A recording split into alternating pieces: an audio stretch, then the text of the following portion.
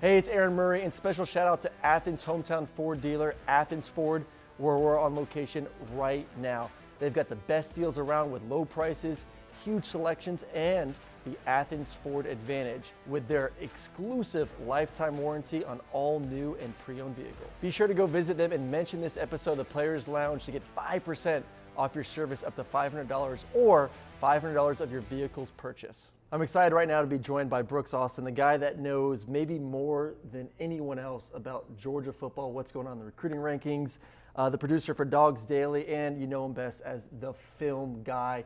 You can catch him on all the social medias, and make sure you go follow him on YouTube. Go subscribe.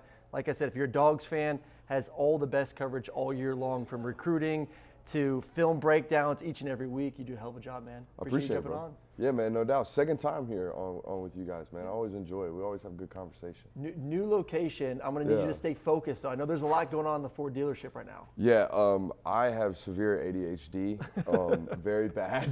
So this might be fun. You know, you might catch me staring off into the distance, but it'll be a good time, man. It'll be a good time. Speaking of being able to stay focused, Georgia's schedule, a lot of people say it's a cupcake. Yeah. A lot of people look at it and say, how can you focus and when you know you're just going to run through the entire schedule? Maybe the game versus Tennessee could be interesting at the end of the season, what a lot of people are saying. I'll put it on you. Defend Georgia's schedule right now of why it's not as easy as what we're making out to be. So I think there are two easy stances here, right? They had the Oklahoma game scheduled, so it's not necessarily their fault, right? They should be playing Oklahoma on the road in Norman this year. I mean, despite what Oklahoma, how they finished last year, that would have been a really highly anticipated football game, probably one of the top 10 matchups of the season. That gets nixed, obviously, because Oklahoma's coming to the SEC in a couple years. And then the other easy defense is they still play the SEC East. Like, if you want to blame the schedule, blame the conference, right? Blame the division. I do think, you know, the Tennessee game everyone points to, but I think with Ole Miss's ability to run the football, I think that game at home might get a little, not necessarily testy, but that's a football team that can limit possessions. I think that's what you have to do against a powerhouse football team like Georgia now to keep the game kind of tight. Well, they got Juckins, who I think is going to be the best running back in the country, and I do believe Jackson Dart's going to be a stud. Yeah. I think he was good last year. I don't think Spencer Sanders is going to be QB1 for Ole Miss. Yeah. I think Jackson Dart is – I think he's going to have a monster year. We always see these quarterback battles like very similarly. Like, I think last time I was on here, we were like, well, it's Beck's job, you know. And I feel the same way about the Ole Miss job as well. Like, that's Jackson Dart's job, dude. Like, he's a baller. Like, he's a good football player. He's just playing outside of his means last year a little bit. A little bit, but he runs the ball well, which complements what Lane wants to do, especially with Juckins in the backfield. I think can do all the arm angles, you know, similar to what they had at the quarterback before. Yeah. He's athletic. He checks off a lot of boxes. This is his first year, and I had them early on. I had them like week 3, I believe, last year. Yeah. And a lot of people forget he wasn't the starter until week 3. I mean, Luke Altmaier started the first 2 games, then he started. So you want to talk about just not being fully ready for a season. I don't know.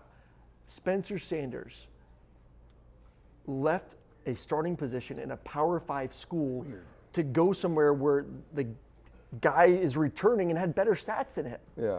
Makes no sense to me. I didn't get it from either side. Like, if you're Ole Miss, why continue to stack quarterbacks like that? Why bring that type of debate, or not necessarily controversy, but debate in general? Why even bring it into the building if we don't necessarily have to? Even like for backup purposes, you mentioned it. Luke Altmaier is a good football player. Like, I don't think they necessarily needed the extra arm or the extra head in the room. I'm with you. And Spencer, for one last year, if you're going to be a starter, go somewhere where you know you're going to have the easiest route possible to be the starting quarterback at the end of the day. I don't know. We'll see how that all plays out at Ole Miss. I will go back to the schedule real quick. I wouldn't say the schedule is that easy. Yeah. I think to me, it's more of anything. Georgia's just that much better than everyone else. Like, you give that schedule to 95% of the country. Exclude Ohio State, Michigan, USC, Alabama, Georgia, maybe Clemson. I don't think Clemson's gonna be that great this year. That's a 9-3 at best schedule. Yeah. Like, it's not that easy. It's just Georgia's that much better than everyone else. It's funny that you say that, because I think the last time I looked at the strength of schedule rankings for the 2023 seasons, I think if you look through like 7 or like 5 of the top 10 teams on the strength of schedule rankings all play Georgia. Yep. So it's like, your strength of schedule is going to be great if you have a Georgia on your schedule. Yep. Well, Georgia is the Georgia on everyone else's schedule, so it's kind of hard to get your strength of schedule rankings up when your best opponent is Tennessee, who is a very worthy opponent on the schedule, particularly on the road. Are you worried about – a lot of people are pointing to South Carolina early in the season because of Rattler back and how much they progress. Obviously, they beat the 2 games they won last year versus Tennessee and Clemson. People are excited about them. I don't see it happening in Athens, but could that be a potential slip up early on? Have you noticed how testy Kirby is towards Beamer? It just seems like I don't know if he don't like him. I think it's more just like South Carolina in general. Maybe just South Carolina. But he almost took that job before he took the Georgia job. Yeah. So there was like some openness to Columbia. So like, I said some like, you know, he did the first down thing like after a short yardage. Just I don't know if he's gonna let Shane Beamer like walk into Athens and be like, "What's up? You know, we're gonna win today." Like that's not. Yeah, but who is he going to let walk into Athens with that kind of mentality? I mean, Kirby's a bulldog. He's a dog. Yeah. I think he doesn't care who you are. He wants to beat the snot out of you. But I think he's got some extra for him. Yeah.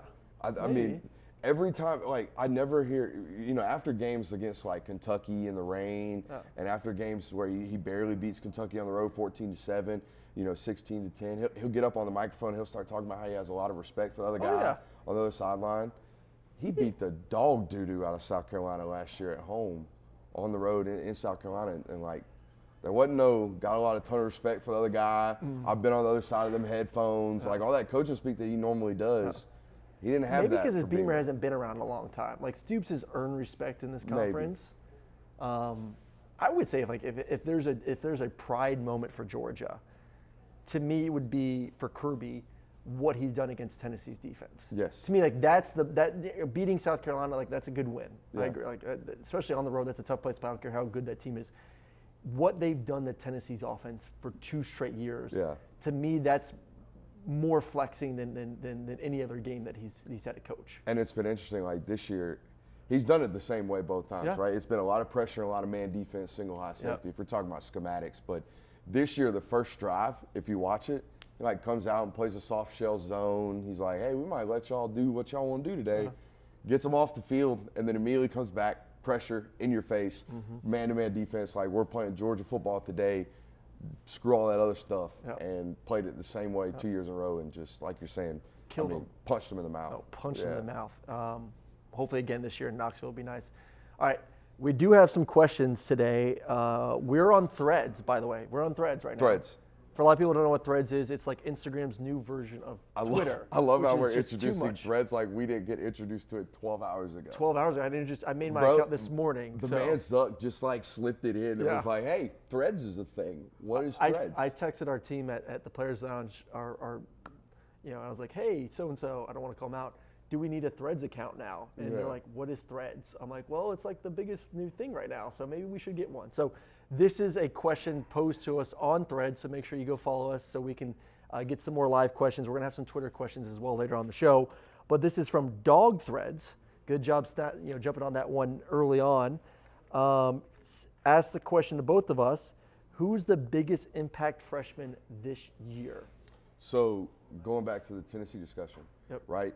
Tennessee does most of their shots out of the slot, right? Like to get into boundary situations and like to take vertical shots against man coverage. I think Jonell Aguero might be the answer at the star position. You know, Bullard's moving back to safety this year. They're going to rotate some Tyke Smith in at star. They're going to figure it out at that position. But Jonell Aguero is a freshman at 6'1", 205. You know, lasered 4.38 at IMG Academy before he came out of high school. This is a verified, like, bona fide freak of nature. And I think what you're going to see against teams like Tennessee is Georgia's going to get into a too-high, like, safety shell. They're going to play man coverage underneath, and they're just going to say, this is who we are. This is what we can do. Good luck. And teams like Tennessee are going to really, really struggle against that. So I think Jonell Aguero would be the freshman. And speaking of him, make sure you go check it out. We had a show that came out last week. I sat down with him at the Classic City Collective talking about his excitement, essentially, to get on the field this upcoming fall. So make sure you go check that out on our website, the Players Lounge, and also our YouTube channel as well. He's a big dude. He's a big dude, great size kid. He's a big dude. These DBs are getting bigger and bigger. Yeah. I got to go with Lawson, Lucky. I mean, I think Bobo's going to want to run the offense a little bit more through receivers. Obviously, Brock's going to get his. Yeah. But to be able to go into 12 personnel, which we saw was so tough for defenses to figure out with what they've been able to do the past couple of years, I think getting another playmaker at the tight end position on the field, what he can do, I think he's going to see a lot of PT as a young kid. From a tight end perspective, normally a freshman would kind of struggle to handle the blocking end of things. If you know anything about Lawson's history, like coming from Norcross High School, that's kind of what he did his first 2 or 3 years of high school. He wasn't really known to be a pass catcher. He kind of handled all the other like dirty work of a tight end normally has to learn when they get to college, because most tight ends that are at Georgia, they're the best athlete on their high school football team, right? They're getting thrown the ball a lot. Wasn't necessarily lost in his track, and he's definitely already accustomed to doing the little things required. No, so, I think tight end you, baby. Yeah. They figured out Bobo's going to find a way to get him on the field a ton. We've talked before in previous shows about the quarterback room, and we kind of are on the same page. Carson's going to have the job. Yeah. And I think everyone kind of knows that. I think everyone's getting behind the idea of Carson having the job. Earn the job. Yo, 100%. Waited around, like, did what he was supposed to do to have that. And those other guys played well to earn it, too. He's just. Correct. I think he's special. I think he's one and done. Bro, we've seen I think he's one and done. I think he's 4,200 yards, 32 touchdowns, 15th overall draft pick. Get out of here. I put my money on him to win the Heisman already. Did you? Oh, yeah. I mean, I don't know if it's like that. National championship team. Yes. So you're going to be on the best team in the country. You're going to put up outrageous stats. Yes. But you don't think 1,100 yards from Bowers wins him the Heisman? Because it probably When's the last time a tight end won it? They have it. Exactly. But we're in a day and age of media where everyone's trying to make. I think Carson can throw for. I think Carson can throw for 40+ touchdowns this year. Yeah. I think he will. Yeah, I think that. 30, I think Bobo wants to prove. 32 is a safe range. 40 is a high take range. I think Bobo is coming in, wanting to tell the fan base, I deserve this job. Yeah. And I'm going to show you. And I'm going to score 40 to 50 points per game. Dude, and we're going to be taking shots after shots after shots. I went and tracked him even back, like dating back to your days. Like, if you go look at, like, just he uses his best players over and over again. He is not one of these, like, committee offensive coordinators. Like, even his days at Colorado State, if he had one dude at receiver. Well, he always had receivers. He always had receivers. And that one dude is going to get 100 catches. Yeah. Like, he is going to see 110 balls. Yeah. He's going to see 12 attempts every single day, every single Saturday. So, like, the dudes that are making plays are going to continue to make them, and he's going to keep force-feeding them. So, yeah, they are an extremely wide receiver and target-laden offense this year. I could see a 4,000-plus yard season. 40 touchdowns is a lot, but it could happen.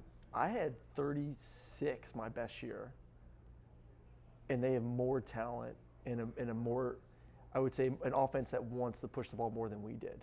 Yeah. So But they also have a defense that's going to get them the ball back a ton. Correct. They're going to have more possessions. Correct. I don't know necessarily if you ever had a defense. No. Did you have a defense?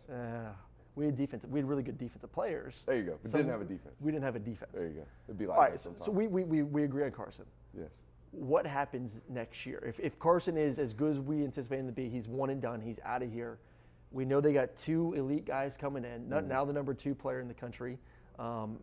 They have the number 1 corner in the country. Now the number 2 quarterback.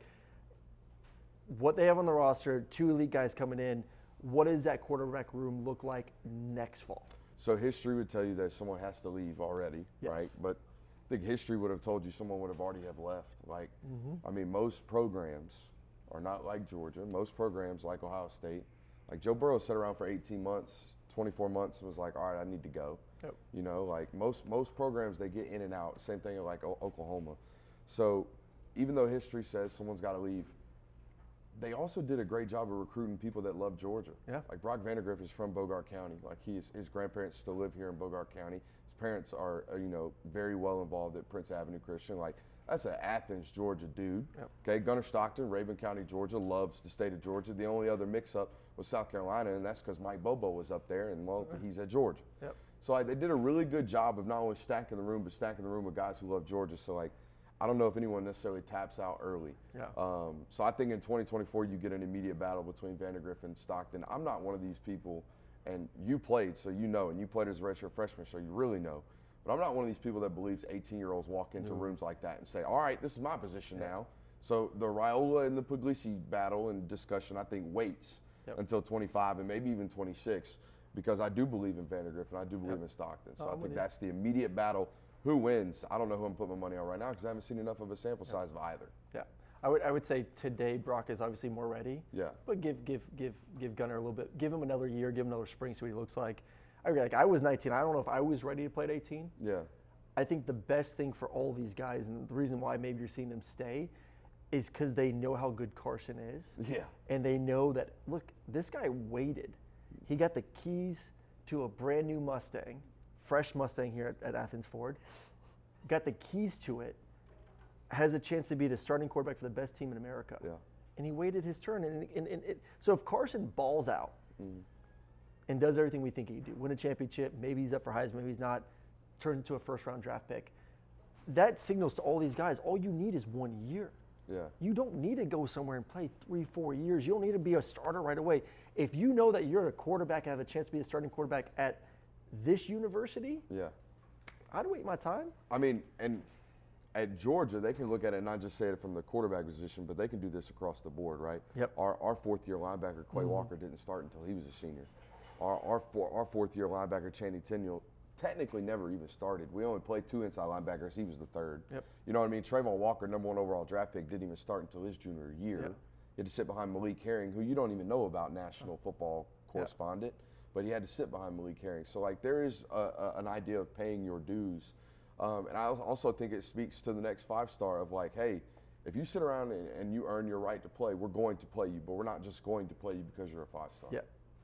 So it's what Alabama's done. Yeah. Wait your turn, you ball out, you're gone. All you need is a one and done. All you need is one at those and done. elite places. Because they know they don't need the film of you playing games. They know because they come to watch. They know the process. They know the process. They know what you do day in and day out. Yeah. To practice, to film study, to the preparation, to what you do in the weight room, is everything that they're doing at the next level. And you want to talk about quarterback, okay? Have you seen Carson throw? Yeah. Oh yeah. Up close and personal. Oh yeah.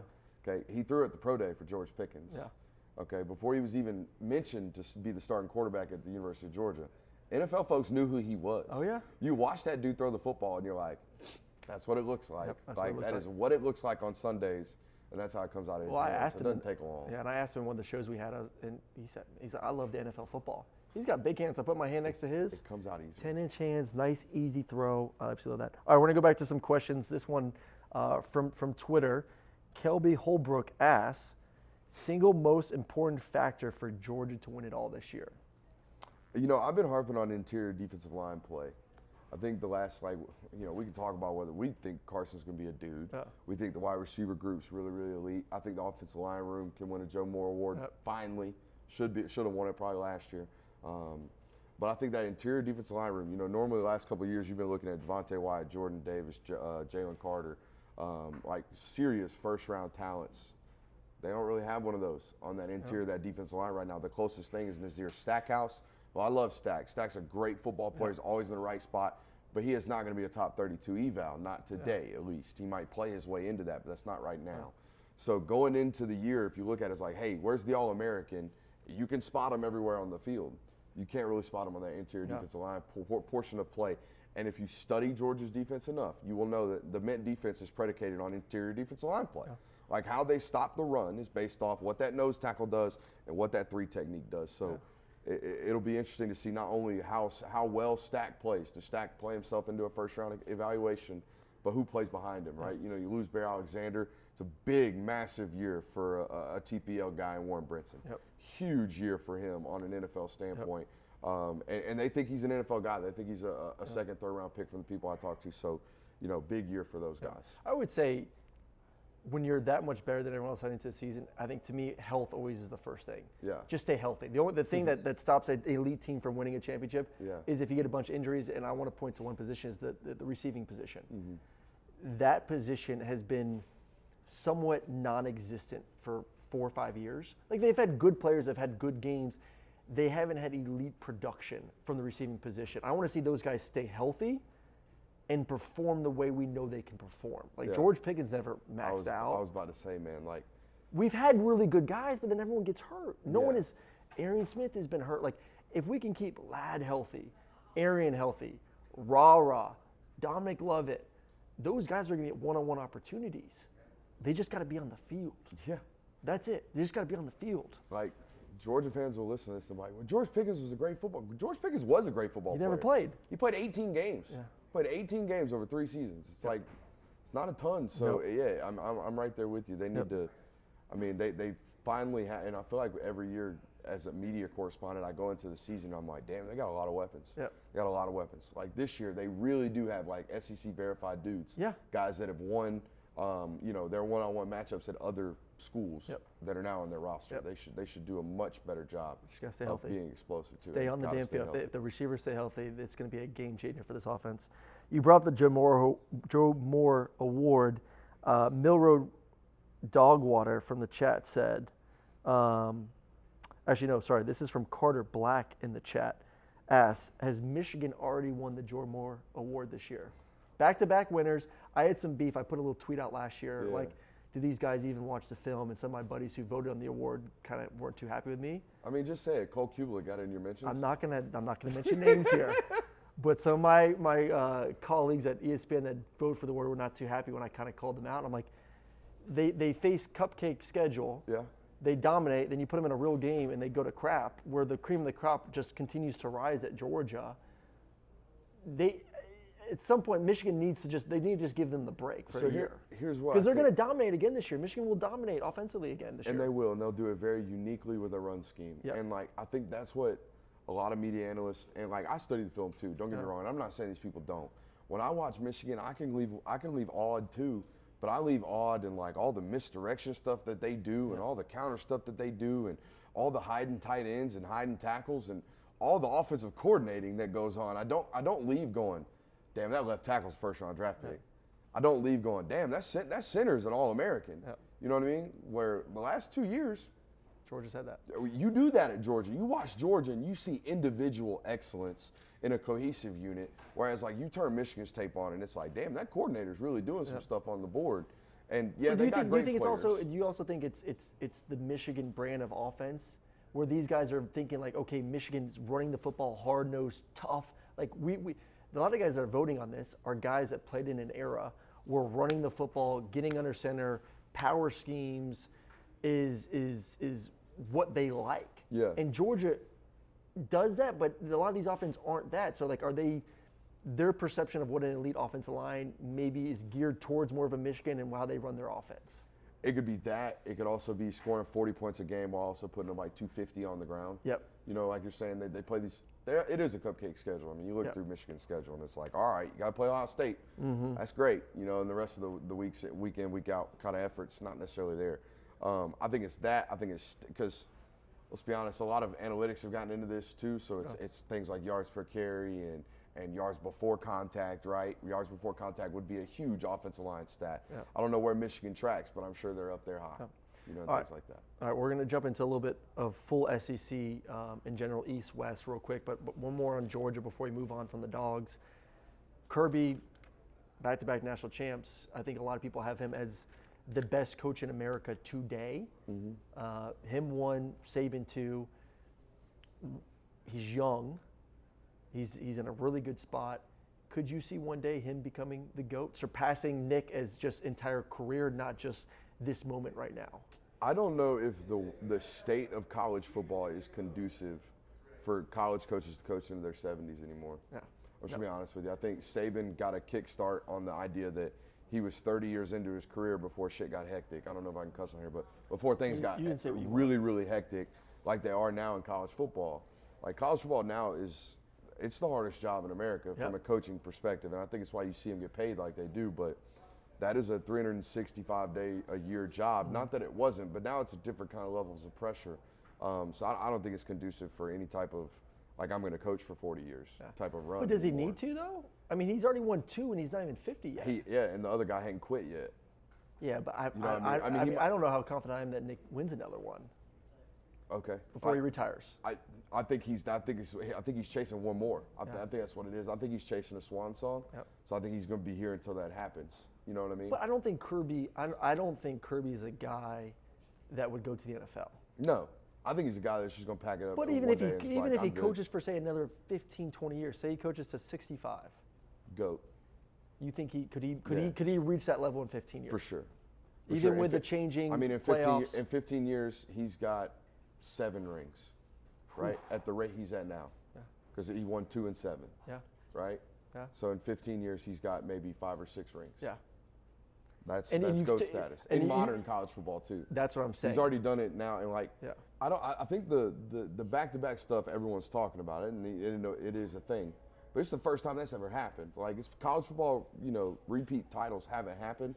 Heck, repeat titles haven't even happened since 2011, 2012. Yep. They win a three-peat. That hasn't happened since Minnesota football in the 40s and in the 30s. So he's on the precipice of, I've done stuff that others haven't already, and he's 7-8 years into it. I think what you said is the biggest thing too. Like, he's about to do it in this era of football, which is going to be harder because you have to win more games with the expanded playoff to get there compared to the BCS era where Nick won a lot of his. Not taking anything. Nick is right now the greatest of all time. I want to make sure. Right now he is. Kirby on this path has the potential to get there. Obviously, he has to keep winning, which I think we firmly believe he can. All right, let's move to just full SEC right now. We'll stick with the East first. Who is a contender in the East besides Georgia? If there was another team that you had to say right now. So we see the quarterback position well. I'm interested to see your opinion on this.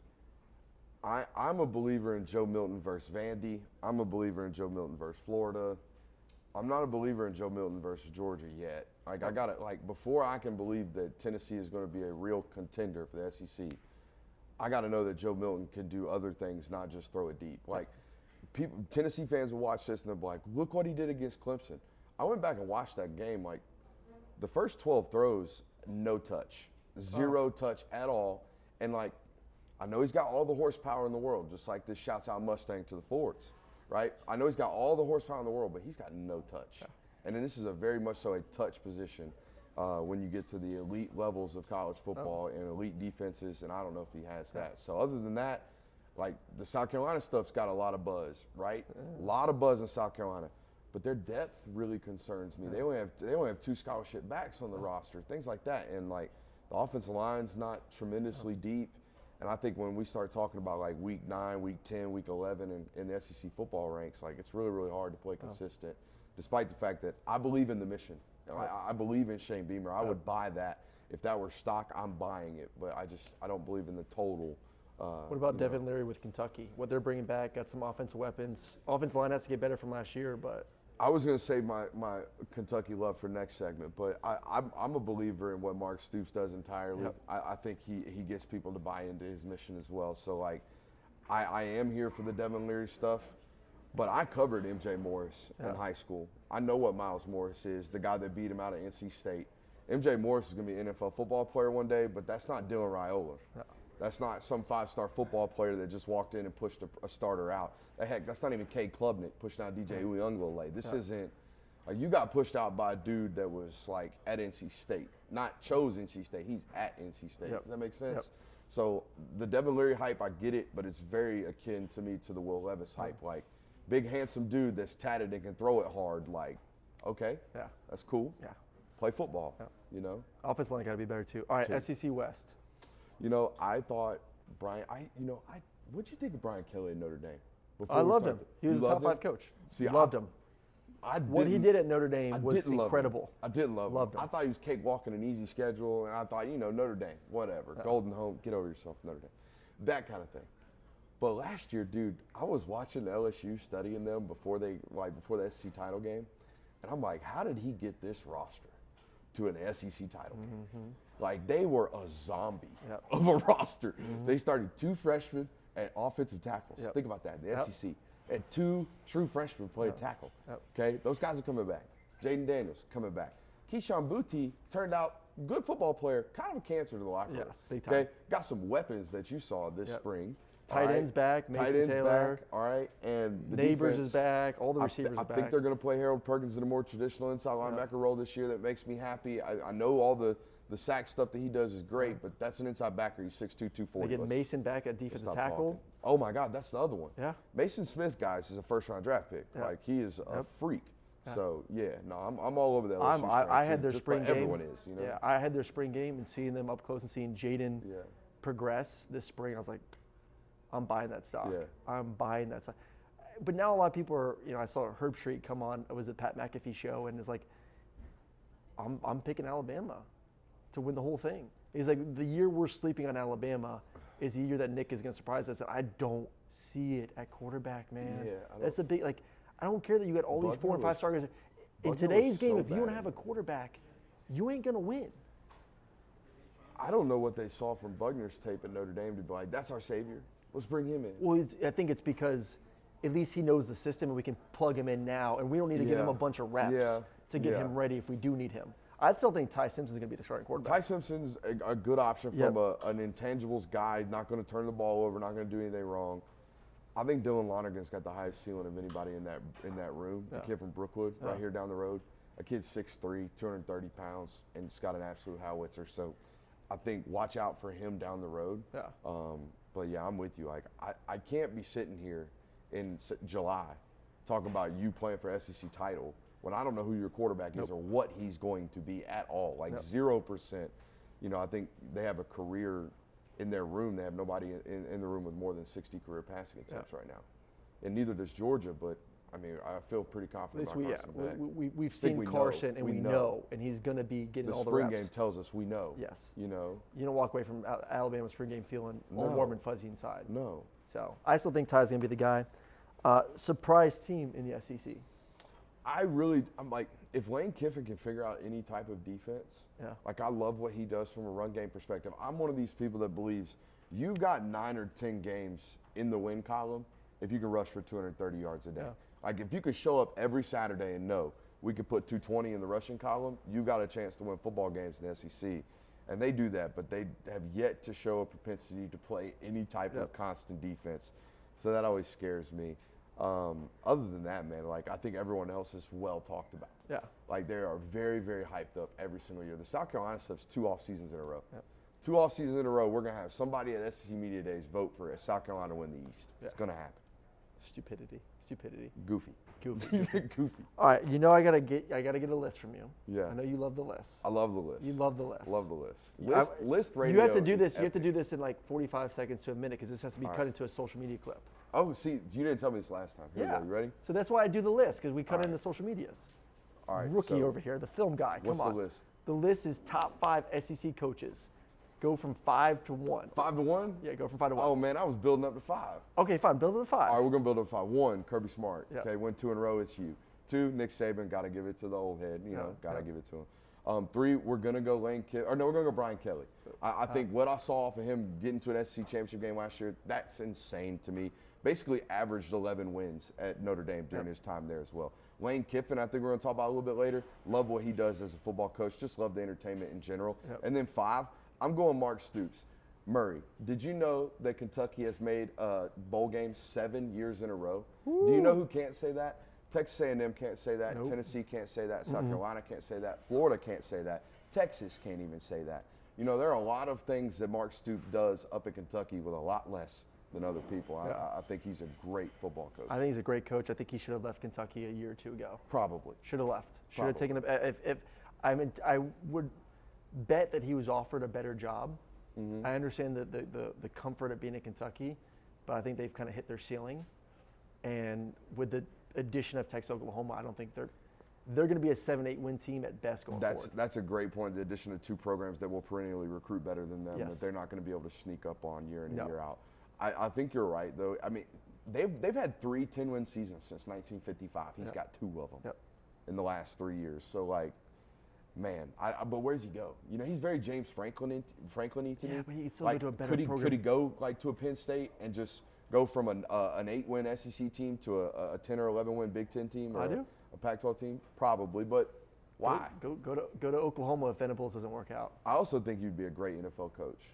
Because he doesn't seem like a hard ass to me, and hard asses don't make it. I just don't know if his brand of what he does brand football wise. Yeah. The NFL doesn't want that. Probably not. Does not want that. He is very development. The next guy that's going to go to the NFL is Lincoln Riley. I think we'll have a shot. If I'm an NFL team, I'll scoop him up. I'll give him a shot. What's the difference? Well, success on the college level. Yeah, he has what's the success. Difference between like the vibe between him and Kingsbury in a He's in an actually NFL won roster? games. He has, but what's the difference in the vibe? I think Cliff is way more I'm a cool guy vibe. Yeah, you think so? Way more cool guy I don't know vibe. nothing about Lincoln other than studying his offense. Yeah. I don't know who he is as a I person. think Cliff, I mean, you've seen the pictures. He's in his nice mansion. He's got the glasses. He's very Aaron Murray. Yeah, he's a pretty boy. He's got better hair than I do, though. All right, Oklahoma, Texas, real quick. Who has most success year 1? You know, I loved this question when you sent it to me. I think you posed it to me 2 ways. Yep. Who has success immediately and who's set up long term. Yep. I think immediate success is Texas. Yep. Because I think when you have sustained quarterback play at the position, you're going to be okay. Even though I do like the Jackson Arnold kid that Oklahoma got in the 23 class. So I think that, and when you're a defensive guy, okay, when you are a defensive coach, we hired you for your defensive metrics. and you out here giving up 45, 50 points at home like Oklahoma was last year, that scares me. Well, that terrifies me. I know Lincoln Riley didn't necessarily recruit defensive players at an elite level, but, dude, you should walk in there and immediately make teams better if you're known for your defense. And we start having to, like, hiring things out. We start having to hand things to other people defensively, and the performance drops. And, like, that's what you're known for. That scares the ever-loving you-know-what out of me. If they don't improve outside the football this year, I'm extremely worried. Hot. Yeah. Hot. Yeah. Hot I think seat. they will. I think they have to. They have to. There's no. I've talked to Roy Williams, has been part of the show and has helped us out at TPL. Yeah. Former All-American at Oklahoma, and he's like, I've talked to the guys, and they just weren't picking up what he was teaching fast enough. It's complex. But so give them an off season. Yeah. See if they can start playing with more speed because they've been repping a little bit more. So we'll see. Oklahoma, both those teams have more talent than anyone else in the Big 12. They should be at least 10-win teams this year. You know, Sark lost 5 one-score games last year. Yeah. He's right there. Does that mean you're a good football coach or a bad football coach? Does that mean you're getting like you're hey, we're playing them close, but we keep losing them damn games? I think if like he wasn't 2-3, Murray. If his quarterback plays the way he did beginning of the season, which I think he's capable, of playing like that, they should win 10, 11 games. I worry about they got offensive line, they got talented running backs they've recruited, they got hella receivers. And they got a schedule. They got great receivers. Yeah. Great receivers. So apart from the Bama game, the rest of it's a Big 12 slate. Yep. It's not brutal. No. You know, they should handle business. I think they go to Baylor, and that's like the toughest game on the schedule outside of the Alabama game. The neutral game for Oklahoma. The neutral game is Oklahoma. But the week in, week out consistency of viewers scares me. Yeah. Scares year me. one, though. That was year one. Or it was year 2 in college. Yeah, he graduated high school early. Yes. I think year 1 was more of a money grab. Correct. Year 2 is really, I think, in my mind, is really year 1. When did you see, like, I'm figuring this thing out? For him? No, for you. I'm talking about you. Aaron Murray, the quarterback. When did you start figuring it out? Year 2. Okay. Yeah. Year 2. All right, last one. Your commissioner, the new commissioner of college football. Uh-huh. So the first thing you're changing. I want some type of consistency. And this is very selfish of an answer for me because I'm a media guy. I give opinions and I talk. But I want some type of consistency. I want to be able to come out when the player X flips from player school, school Y to go to a different school. And the reason being is because the NIL package was better. I want to be able to say that. Right now, I can't say none of that. I can't go out and give you actual true opinions. I kind of got to dance around it because everyone's dancing around the rules. This is pay for play. It's what we're doing. There's pay for play. NIL collectives work off different rules and different all kinds of stuff everywhere. I want consistency and I want transparency. I want the ability to say, hey, the player that just flipped from Georgia to Auburn did so because of this. And we know this because, no different than the NFL, right? We got guys that are out here, agents that are saying, hey, player X turned down $150 million guaranteed from this program to go over here and play for the Ravens or do whatever, and they get the ability to do that and talk about it on the NFL or, the networks. I want to be able to do that. I don't want to have to dance around topics and dance around the reality of what's going on because I feel like it's disingenuous to the people that listen. Such a true media guy. I'm with it. Just true media guy. We know what's happening. Let's just be out front with it. Who cares? You. Yes. Part of the game. I want to be able to be honest and say that Jordan Atkinson hit the portal to become a free agent in college football. Yep. I want to be able to say that without it being a problem. Yep. But it seems to be a problem. I love it. Commissioner right here. All right, Brooks Austin, once again, make sure you go follow him, the film guy, lead editor at Dogs Daily as well. Appreciate you jumping on the show as always. And I think you and I are going to be doing a bunch more of these come football season here in the next month or so. Yeah, we're going to trade some home and homes. Yeah, a little home and home. Yeah, a little home and home. All right, make sure you go on TPL, the Players Lounge website. Go make an account right now. And also go see all of our great content with current student athletes. We got the Warren Brinson Show. We got the Mekhi Muir Show. They're doing a great job really diving into the locker room talk with their teammates. And we also have some great new schools coming on board here in the next few weeks. So check it out. Go to the website. Go make your account. And we'll see you next week.